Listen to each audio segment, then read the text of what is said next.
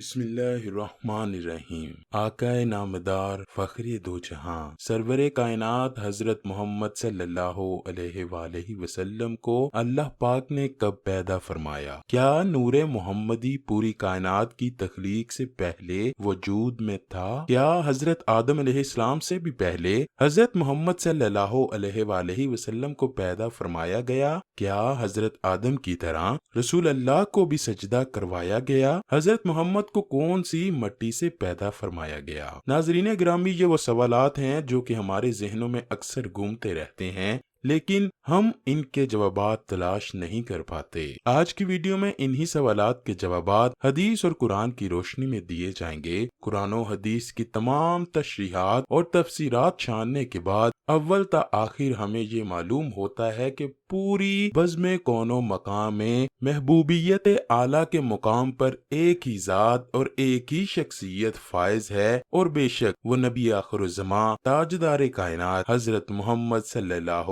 علیہ وآلہ وسلم کی مبارک ذات ہے۔ بھلا اس ذات سے بھی افضل کوئی ہو سکتا ہے کہ جس کے لیے اللہ پاک نے تمام مخلوقات کی تخلیق کی؟ امام علوسی تفسیر روح المعانی میں حدیث قدسی بیان فرماتے ہیں، محبوب اگر آپ کو پیدا نہ کرتا تو کائنات کی ہست و بود کو بھی وجود میں نہ لاتا۔ آئیے سب سے پہلے حضور نبی کریم کے نور کی تخلیق کی بات کرتے ہیں۔ رسول اکرم کی تخلیق کے باب میں یہ بات ذہن نشین کر لیں کہ ائمہ عقائد کے نزدیک آپ صلی اللہ علیہ وآلہ وسلم کے نور کی تخلیق کے اعتبار سے پوری کائنات پر حقیقی اولیت ہر قسم کے شک و شبہ اور اختلاف سے بالا تر ہے۔ تمام ائمہ اس بات کے قائل ہیں کہ نور محمدی کو سب سے پہلے تخلیق کیا گیا۔ امام ترمذی حضرت جابر بن عبداللہ رضی اللہ تعالی عنہ سے روایت کرتے ہیں، میں نے نبی کریم سے عرض کیا، یا رسول اللہ، اللہ نے سب سے پہلے کون سی چیز پیدا فرمائی؟ حضور نبی کریم نے فرمایا، اے جابر، بے شک اللہ پاک نے تمام مخلوق کو پیدا کرنے سے پہلے میرا نور اپنے نور کے فیض سے پیدا فرمایا، پھر میرا نور مشیت الہی کے مطابق جہاں چاہتا سیر کرتا رہا۔ اس وقت نہ لوح تھا، نہ قلم، نہ جنت، نہ دوزخ، نہ آسمان و زمین، نہ سورج چاند ستارے، نہ کوئی فرشتہ، نہ کوئی جن و انسان۔ پھر جب اللہ پاک نے ارادہ فرمایا کہ مخلوقات کو پیدا کرے تو اس نور کو 4 حصوں میں تقسیم کیا۔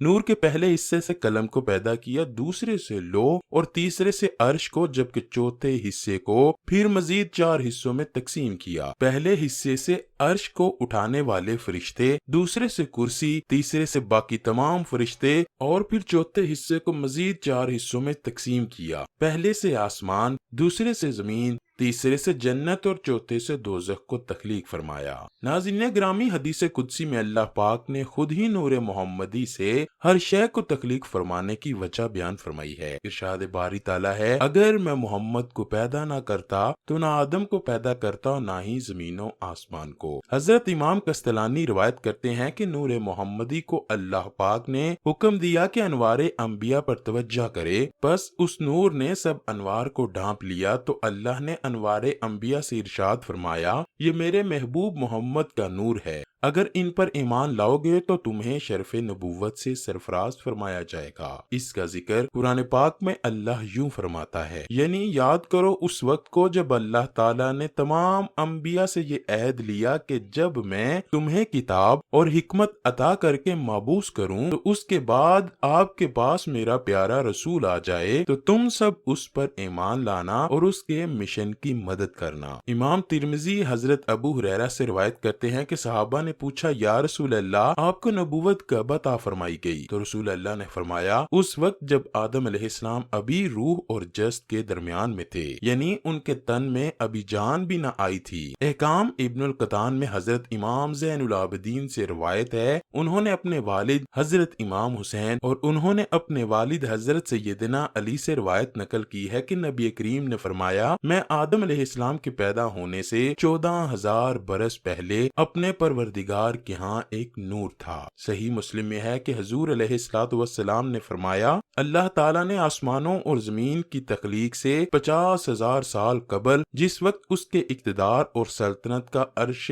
عالم مادی میں فقط پانی پر تھا، اس وقت اللہ تعالیٰ نے جو کچھ الکتاب یعنی لوح محفوظ میں لکھا، اس میں ایک بات یہ تھی، محمد صلی اللہ علیہ وآلہ وسلم سب سے آخری نبی ہیں۔ اسے امام بنہانی نے الانوار المحمدیہ میں نقل کیا ہے۔ واضح رہے کہ یہاں سال سے مراد ہمارے ماہ و سال نہیں، کیونکہ اس وقت تو سورج اور شب و روز وجود میں نہیں آئے تھے۔ اللہ تعالیٰ ہی بہتر جانتا ہے کہ اس مدت سے حقیقت میں کتنا زمانہ مراد ہے۔ قرآن مجید میں قیامت کے ایک دن کی مدت 50,000 سال بتائی گئی ہے۔ اگر یہ اعتبار سامنے رکھا جائے تو خدا جانے عرصے کی درازی کا عالم کیا ہوگا۔ یہ روایت دوسرے طریق پر اس طرح آئی ہے کہ جب اللہ تعالیٰ نے حضرت آدم علیہ السلام کو پیدا فرمایا تو آپ کو نام کے ساتھ ابو محمد کی کنیت سے بلایا۔ آپ نے عرض کی، باری تعالیٰ میری یہ کنیت کیسے؟ تو اللہ تعالیٰ نے فرمایا، اپنا سر اٹھاؤ۔ آپ نے اوپر دیکھا تو عرش پر نور محمدی صلی اللہ علیہ وآلہ وسلم جلوہ گر تھا۔ حضرت آدم نے پوچھا، باری تعالیٰ یہ نور کس کا ہے؟ اللہ تعالیٰ نے فرمایا، یہ محمد کا نور ہے، یہ تیری اولاد میں سے ہوں گے، ان کا نام آسمانوں میں احمد اور زمین پر محمد ہے۔ اگر میں انہیں پیدا نہ کرتا تو نہ تمہیں پیدا کرتا اور نہ زمین و آسمان کو پیدا فرماتا۔ یہ تو تھی نور محمدی کی تخلیق۔ اب سوال یہ ہے کہ نور محمدی کو جسد محمد میں کیسے داخل کیا گیا، یعنی حضور کا جسد مبارک کیسے بنایا گیا؟ اس بارے میں حضرت کعب احبار سے روایت ہے کہ اللہ نے نبی آخر الزماں سرور کائنات حضرت محمد کو جب پیدا فرمانے کا ارادہ فرمایا تو حضرت جبرائیل علیہ السلام کو حکم دیا کہ ایسی مٹی میرے پاس لاؤ جو میرے محبوب کے جسم اطہر کی تخلیق کے لائق ہو۔ حضرت جبرائیل 3 دفعہ زمین سے مٹی لے کر گئے، لیکن اللہ پاک نے فرمایا یہ مٹی میرے محبوب کے لائق نہیں۔ پھر حضرت جبرائیل علیہ السلام یثرب کی زمین پر اترے،